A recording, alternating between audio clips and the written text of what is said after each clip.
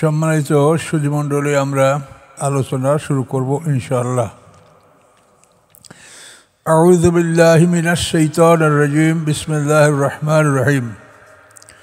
আমাকে কিছু লোকে এমন সমালোচনা করেছে অভদ্রতার সূচক, কাজে এদের তো আর জবাব দেওয়ার কোনো জরুরি আমি মনে করি না। ধর্ম ব্যবসা একটা আছে, সেটা কি? কোরআনে আল্লাহ কি বলছেন? হাল আদুল্লুকুম আলা তিজারাতিন তুনজিকুম মিন আযাবিন আলিম। তোমাদের কি আমি একটা ব্যবসার কথা বলবো না, যে এই ব্যবসা তোমাদেরকে বেদনাদায়ক শাস্তি থেকে মুক্তি দিবে? ব্যবসা, তাহলে আল্লাহ বলছেন ব্যবসা। সেই ব্যবসাটা কি? ওমা আরসালনাকা ইল্লা মুবাশশিরান ওয়া নাযীরা। পাঠাই নাই আমি আপনাকে ব্যতীত যে আপনি সুসংবাদদাতা এবং আপনি ভয় প্রদর্শনকারী। তা আপনি লা এবং ইল্লা মিলিয়ে নিশ্চয়ই করতে পারেন, নিশ্চয়ই আপনাকে আমি পাঠিয়েছি সুসংবাদদাতা এবং ভয় প্রদর্শনকারী হিসেবে। কুল, আপনি বলুন, মা আসআলুকুম আলাইহি মিন আজরিন, আমি এর বিনিময়ে, আমি যে তোমার দাওয়াত দিয়েছি এর বিনিময়ে আমি তোমাদের কাছে কোনো পারিশ্রমিক দাবি করি না। ইল্লা মান শাআ, ব্যতীত ইহা, আমি কি চাই? ব্যতীত ইহা, যে শাআ, যে ইচ্ছা করে, আইয়াত্তাখিযা আলা রাব্বি সাবিলা, সে যেন গ্রহণ করে রবের দিকে পথ, সে যেন রবের দিকে পথ অনুসন্ধান করে। এটা আমি চাই, তোমাদের কাছে কোনো বিনিময় চাই না। আল্লাহ রসুল কাজ করেছেন, তার বিনিময় আল্লাহর পক্ষ থেকে আল্লাহ তাকে দিয়েছেন, অসাধারণ বিনিময়, তাকে পারিশ্রমিক আল্লাহ তাআলা দিয়েছেন। তো এখন এক শ্রেণীর লোকে কিন্তু হইচই করে যে আল্লাহ কোরআনে বলছে যে ওয়ালা তাশতারু বিআয়াতি সামানান কালিলা, আমার আয়াতগুলি নিকৃষ্ট মূল্যে বিক্রি করো না।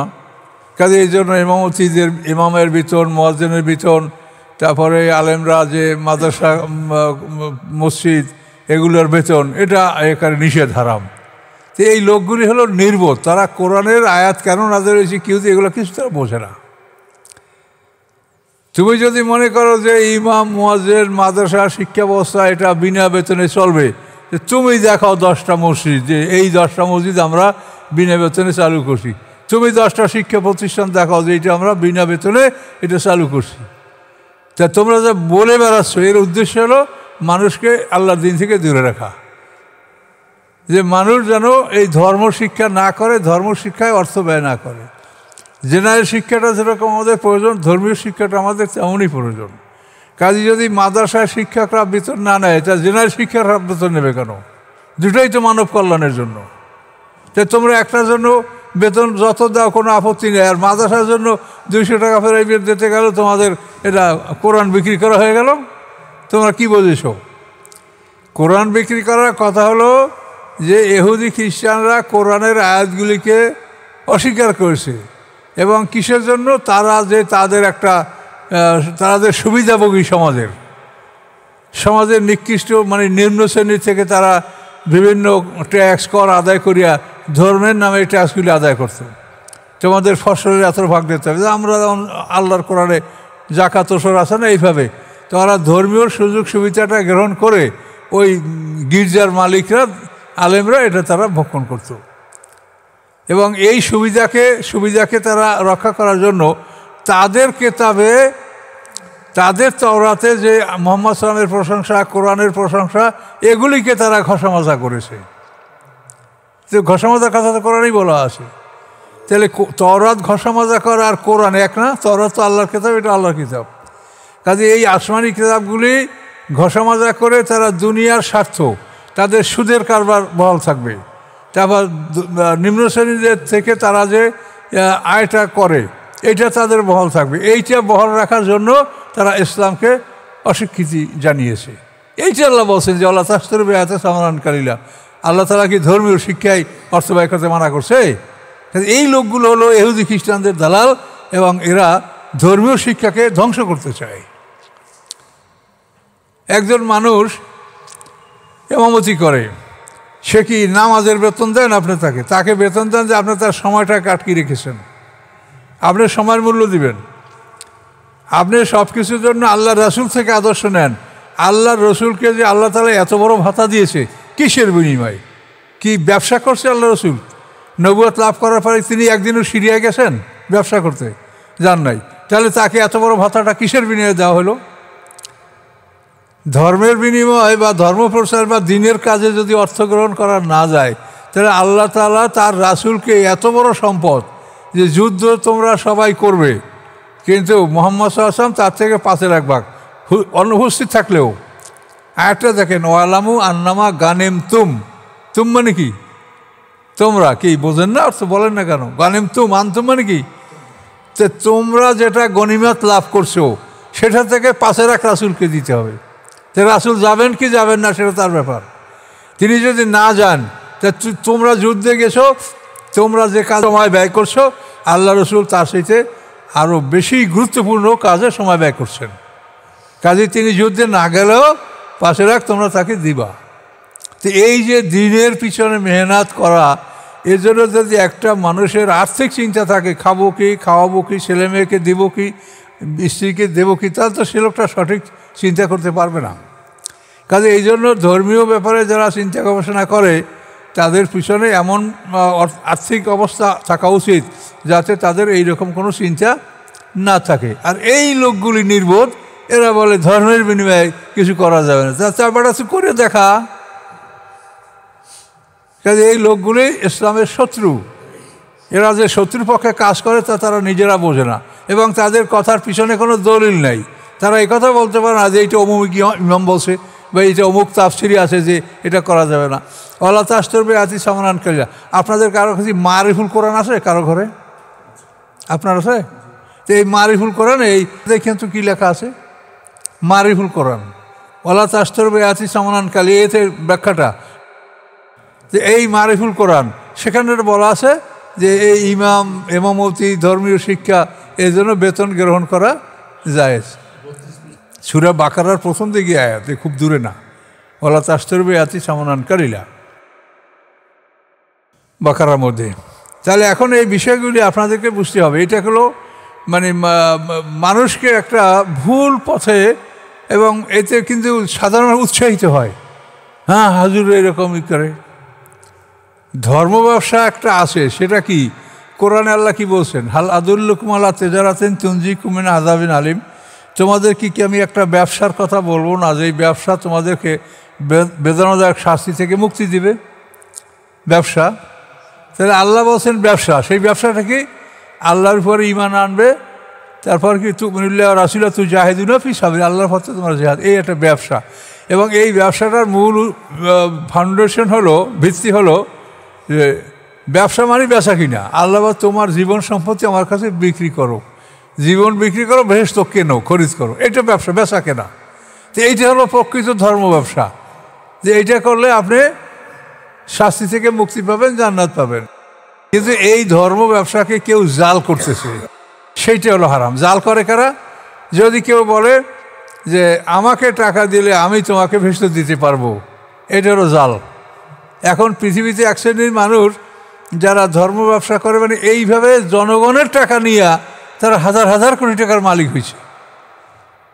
আর জনগণকে এমনভাবে বোঝানো হয়েছে যাতে তারা বোঝে যে হুজুরকে এই টাকা দিলে ইনশাআল্লাহ আমি জান্নাত যাইতে পারবো। তো এখন জান্নাত আছে একমাত্র আল্লাহর কাছে। কাজে আল্লাহর কাছে আপনি জানমাল বিক্রি করবেন, সেইটা যদি আপনি ফানাফি শাইখ, অর্থাৎ আপনার শাইখের কাছে আপনার সব কিছু বিক্রি করলেন, সে বেচতে নিয়ে যাবে, তা আপনি এটা জাল করলেন না? এই জাল ব্যবসা, এইটা হলো হারাম। কিন্তু আল্লাহর কাছে আপনি জীবন সম্পত্তি বিক্রি করবেন, এটা তো ফরজ, কাজে এটা তো ব্যবসা। কাজে এখন এই জালিয়াতির মধ্যে কি ইমামরা আসে? কোনো ইমাম বলে যে আমাকে টাকা দেন, আমি আপনার জন্য ভেস্তে যাবেন? কোনো ইমাম বলছে? কোনো বক্তা বলছে? তা তুমি যাদেরকে বলো যে টাকা নেওয়া জায়েজ নাই, তারা তো কেউ ধর্ম ব্যবসা করে না। এটা করে এক শ্রেণীর লোক, যাদেরকে আমাদের সমাজে পীর মাশায়েখ বা ওলি আল্লাহ হিসাবে, এদের মধ্যে 2-4টা ভালো লোকও আছে, কিন্তু সংখ্যা কম। অধিকাংশ কাসিরুম মিনহুম ফাসিকুন, কোরআনেই বলা আছে এদের অধিকাংশ ফাসেক। কাজেই এইটা সমাজের মানুষকে সঠিকভাবে না বুঝাইয়া একেবারে কমনভাবে বলা হয়। ইয়াসিন সূরা আছে, ইত্তাবিউ মা লা ইয়াসআলুকুম আজরাহুম মুহতাদুন।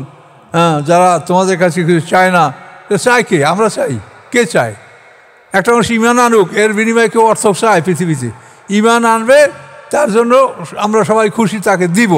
কিন্তু তার যে প্রশিক্ষণটা লাগবে, একটা মানুষ এই কোরআন শিখেছে 18-20 বছর, আল্লাহ রসুল 23 বছর বসে শিখেছে। এখন এই 20-23 বছর একটা মানুষ বিনা অর্থে বা সময় তাকে কে দিবে বলেন? তোমরা গল্প করতে তোমরা দাও, তোমরা দেখাও যে আমরা একটি প্রতিষ্ঠান আমাদের আছে যেখানে আমরা বিনামূল্যে 20 বছর পর্যন্ত এই মানুষকে প্রশিক্ষণ দিব, দেখাও তোমরা। তাহলে তোমরা আসলে মানে উপরে মনে হয় যেন তোমরা ধর্মের কথা বলছো, কিন্তু এর ভিতরে হলো যে তোমরা ইসলামের বিরোধিতা করছো, ইসলামী শিক্ষার বিরোধিতা করছো। কাজে এই জন্য এই বিষয় থেকে আমরা সতর্ক থাকেন। কী জন্য আল্লাহ বলছে সেটা বলছে ওদেরকে, ইহুদি খ্রিস্টান। এখন ওদের মতো আমরা করলে আমরাও। কোরআন আয়াত একটা বিষয়, শানে নজুল মানে কি, নাজেল হওয়ার উদ্দেশ্য। তো ওটা একটা ঘটনা কেন্দ্র করে নাজেল হয়, কিন্তু পরবর্তীতে বিষয়টা সকলের জন্য প্রযোজ্য। কিন্তু ওদের মধ্যে যদি আমরা করি তাহলে আমরাও ওই আয়াতের অন্তর্ভুক্ত হব। কাজেই ইহুদিদের যে সুদের ব্যবসা, এই সুদের ব্যবসাকে বহাল রাখার জন্য, তারপর নিম্ন শ্রেণীর থেকে তাদের যে আয়, এইটাকে বহাল রাখার জন্য তারা ইসলামের বিরোধিতা করেছে, কোরআনের বিরোধিতা করেছে। সেইটা আল্লাহ বলছে যে আমার আয়াতগুলির বিনিময়ে তোমরা এই জিনিস, এই বিনিময়ে তোমরা আমার আয়াতগুলিকে ধ্বংস করছো। তোমরা তাওরাত কিতাবকে নিজ হাতে লিখেছো, ইয়াকতিবুন আল কিতাব আইদিম সুম্মাইয়া করুন হাজামান ইনদিল্লাহ, তারা নিজ হাতে কিতাব লিখে বলে যেটা আল্লাহ বলেছে। এই যে ইরেজিং টেম্পারিং তোমরা করছো, তাওরাতের আয়াত ধ্বংস করে এবং কোরআনকে অস্বীকার করছো, মোহাম্মদ এইটা হচ্ছে তোমাদের নিকৃষ্ট মূল্য। এখন একজন আপনারা কোরআন শেখেন নাকি নিকৃষ্ট মূল্য হচ্ছে বা ইমামকে বেতন দিচ্ছেন, এইটা কি এর মধ্যে পড়ে? কাজে এরা জানবে না, শুনবে না, মানে মনে হয় যেন নিজেরাই বড় মুফাসসির হয়ে গেছে। এদের থেকে সতর্ক থাকবেন।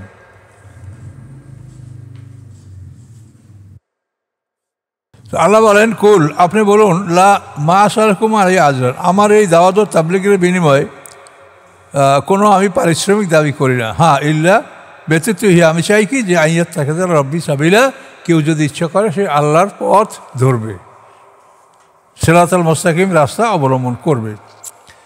আল্লাহ বলেন, অতাওয়াক্কাল আলাল হাইয়ে, আপনি নির্ভর করুন এমন এক অস্তিত্বের উপরে যিনি চিরঞ্জীব, কখনো মৃত্যুবরণ করেন না। আলাল হাই আল্লাযী লা ইয়ামুতু, যিনি কখনো মৃত্যুবরণ করেন না। ও সাব্বিহ বিহামদিহি, পবিত্রতা ঘোষণা করুন তার প্রশংসা সহ। ওয়াকাফা বিহি, এবং যথেষ্ট আল্লাহ তাআলা বিজুনুব ইবাদি খাবিরা, জুলুম মানে অপরাধ, তার বান্দার অপরাধ সম্পর্কে খবর রাখার জন্য আল্লাহ যথেষ্ট। বান্দা কি অপরাধ করে এটার খবর আল্লাহ সঠিকভাবে রাখছেন, রেকর্ড করছেন। আল্লাযী খালাকাস সামাওয়াতি ওয়াল আরদ, তিনি কে? ওই আলাল হাইয়ে, যিনি চিরঞ্জীব, তিনি কে? আল্লাযী খালাকাস সামাওয়াতি ওয়াল আরদ, যিনি সৃষ্টি করেছেন 7 আকাশ 7 জমিন, আমা বাইনহুমা, এবং যা কিছু আছে এই উভয়ের মধ্যে, ফি সিত্তাতি আইয়ামিন 6 দিনের মধ্যে। সুম্মা ইস্তাওয়া আলাল আরশ, তারপর তিনি অবস্থান গ্রহণ করেছেন আরশে। কিভাবে করেছেন সেটা তিনি জানেন। আর রহমান, তিনি দয়ালু, দয়াময়। ফাসআল বিহি খাবিরা, জিজ্ঞাসা করুন আপনি তার সম্পর্কে খাবিরা, যারা অবগত, যারা খবর রাখে তাদের কাছে। খবর রাখে কারা? যারা আসমানি কিতাবের আলেম, তাদের আপনি প্রয়োজন বোধে আসমানি কিতাবের আলেমদেরকে জিজ্ঞাসা করতে পারেন। কারো কাছে জিজ্ঞাসা করে জ্ঞান অর্জন করলে মানুষ ছোট হয় না। কথা মনে করছেন? আমি যদি আপনার থেকে একটা শিখি, সেজন্য ছোট হওয়া বুঝায় না, এটা বরং এইভাবেই একটা মানুষ বড় হয়। সবার আমি ছাত্র, সবারই কাছ থেকে যে শেখে সেই বড় জ্ঞানী হতে পারে। আর নিজে মনে করে যে আমি কারো কাছে জিজ্ঞাসা করুন আমি তার, সে জিরো হয়ে যাবে। এই জন্য বলছে যারা খবর রাখে, অর্থাৎ আসমানি কিতাবের জ্ঞান যারা রাখে, আপনি তাদেরকেও প্রশ্ন করতে পারেন ইচ্ছে করলে। এটা সেজদার আয়াত, সবাইকে একটা সেজদা দিতে হবে। ওয়াইজা কিলা মুসুদুর রহমান, এই কাফেরদেরকে যখন বলা হয় সেজদা করো রহমানের উদ্দেশ্যে, কলু, তখন তারা বলে অমর রহমান। রহমান আবার কি? রহমান চেনে না ওরা, চিনবা একদিন। অমর রহমানু, রহমান কি? কলু অমর রহমানু। আর নাসজুদু লেমা তা আমরুনা, আমরা কি সেজদা করবো উহার প্রতি যা তোমরা যাদেরকে আদেশ করো। তোমরা যাদেরকে আদেশ করো আমরা তাদের সেজদা করব। ও জাদাম নুফুরা, এবং তাদের ঘৃণা বাড়ায়। সেজদা করে না, আরও ঘৃণা তাদের বৃদ্ধি পায় এই কাফেররা। সামেনা ওসানা গুফরানা রব্বানা ওয়া ইলাইকাল মাসির, সেজদার সাথে না করলে একটা পড়ে রাখবেন, পরে সেজদা করবেন। সামাইনা ওয়াতানা গুফরানাকা রব্বানা ওয়া ইলাইকাল মাসির। সেজদার জন্য শর্ত, নামাজের জন্য যে শর্ত তাই। নামাজে যেরকম মানে হাকামার খানের যে শর্তগুলি, একটা সেজদা করার জন্য ওই শর্তই লাগবে। কোনো রকম বিনা উজুতে সেজদা করা, বিনা উজুতে বিনা পোশাকে এটা করা যাবে না। এই জিনিসটা দেখাবার জন্য এটা আপনাদেরকে আমি দেখাচ্ছি। দেখেন, ওয়ালা তাস্তরবি আয়াতি সামনান কালিলা, নিকৃষ্ট মূল্যে আমার আয়াতগুলি বিক্রি করো না। বুঝতে পারছেন? এই আয়াতের তাফসীর দেখেন, এই কোরআন শিখে পারিশ্রমিক গ্রহণ করা জায়েজ। এই যে হেডিং, আমাকে কিছু লোকে এমন সমালোচনা করেছে অভদ্রতার সূচক, কাজে এদের তো আর জবাব দেওয়ার কোনো জরুরি আমি মনে করি না। আপনারা দেখেন যে এই যে বাংলা তাফসীর, কোরআন শিখে পারিশ্রমিক গ্রহণ করা যায়, কাজে ওয়ালা তাস্তরবি আয়াতি সামরান কালির অর্থ কী সেটা আপনারা তাফসীর শুনলে বুঝতে পারবেন। সেটা হলো ইহুদিরা তাওরাত কিতাবে যে মুহাম্মদ সাল্লাল্লাহু আলাইহি ওয়াসাল্লামের নাম, কোরআনের নাম, তার গুণাগুণ, এগুলি তারা ডিলিট করেছে, এগুলো ইরেজকে মুছে ফেলেছে, মুছে নিজেদের পক্ষ থেকে লিখেছে।